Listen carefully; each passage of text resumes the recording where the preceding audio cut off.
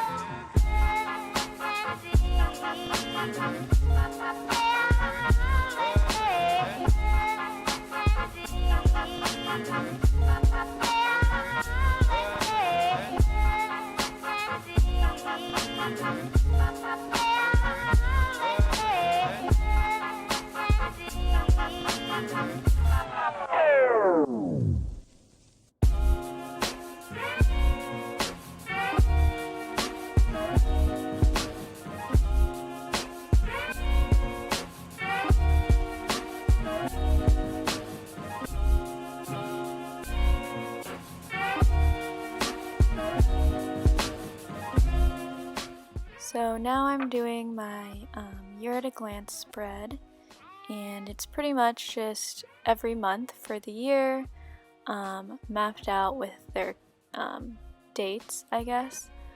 And some people don't like to take the time to do this because it does take a long time to write out all the letters and numbers for this, but I actually really enjoy it, and I like seeing the whole year mapped out just within 2 pages, so I decided to include it within my bullet journal setup. But if it's too much work, you can always opt out of this one.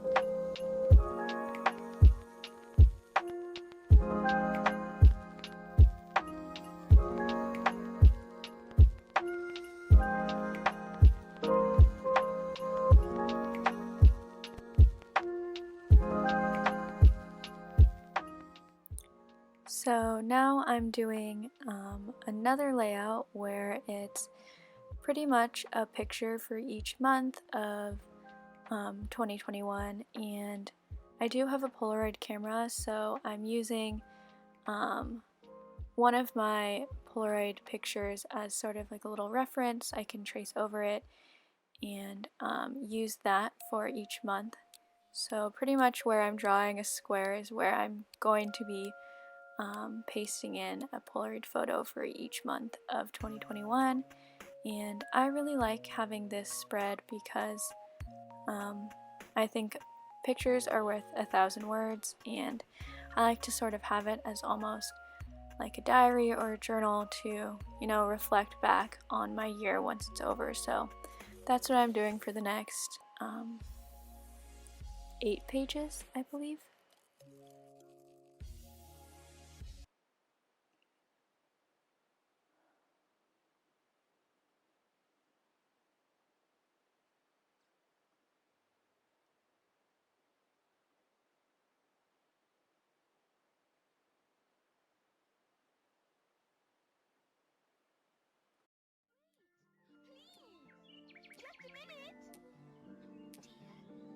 I'll never catch him while I'm this small.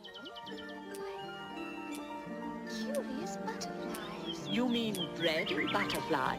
Oh, yes, of course.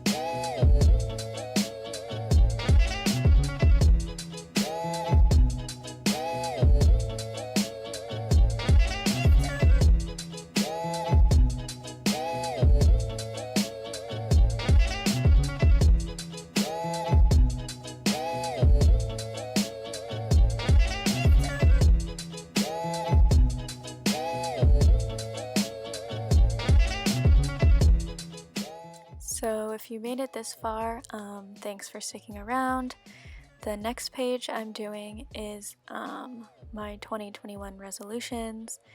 So I'm just writing 2021 at the top and then resolutions down the side of the left page. I realized I spelled it incorrectly, but I fixed that luckily before I go over it in pen. And I'm not really sure what I'm going to do in terms of the layout for this page once I actually reflect and think about my resolutions, but I left a ton of room so I can really choose however I want to do that.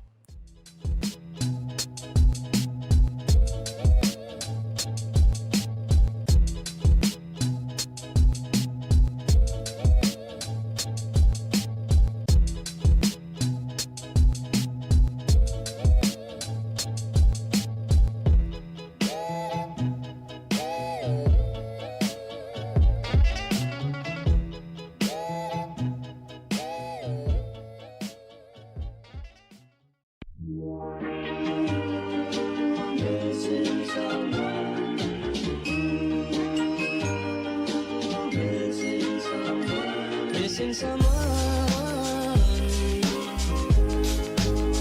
with all your heart. Missing someone with heart. How much you miss it, and you miss it.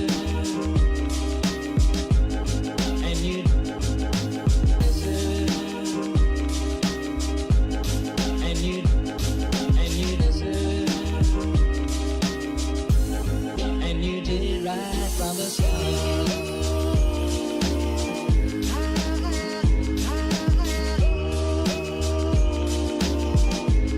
and you did right from the start.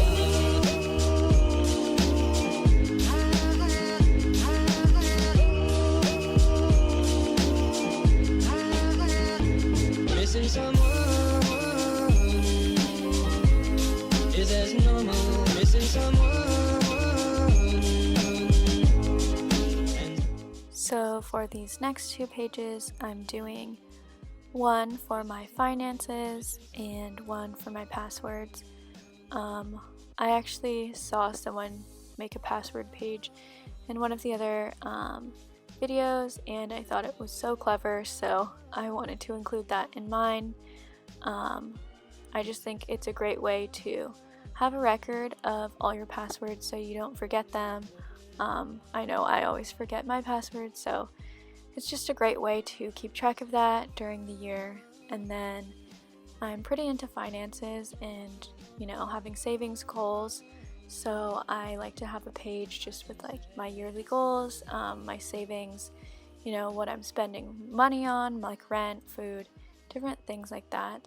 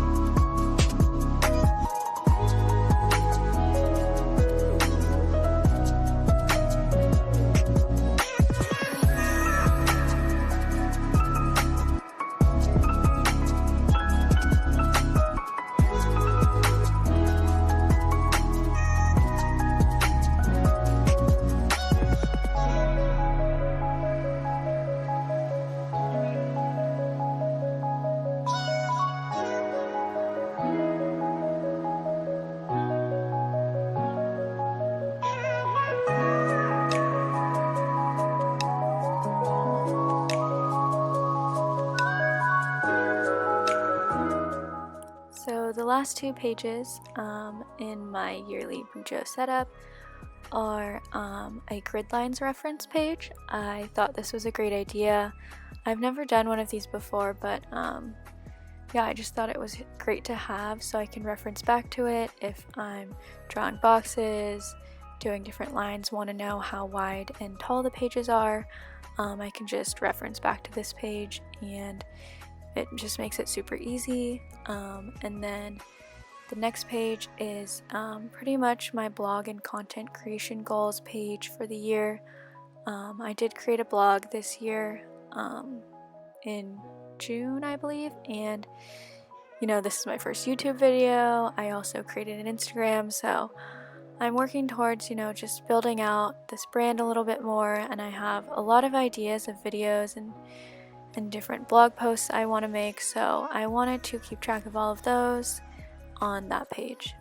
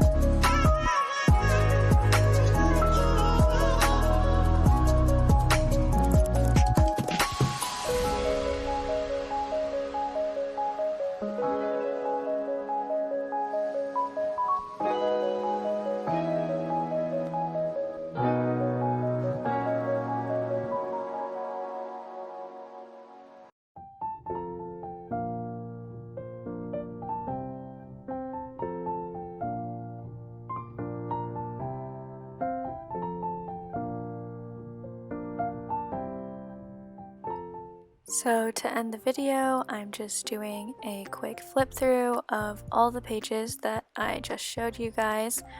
And I just wanted to make a note that I am new to Bujo. This is the first time I've done a yearly setup, so bear with me. There were some mistakes, and I don't think mistakes are the worst thing. I think it's part of growing, and I know that I am always going to be making mistakes even as I get better and better, so I don't really necessarily always, go over my mistakes or try to hide them. So you'll see them throughout, and I just wanted to say thank you for watching, and I hope that you guys stick around for some of the other videos that I have coming up.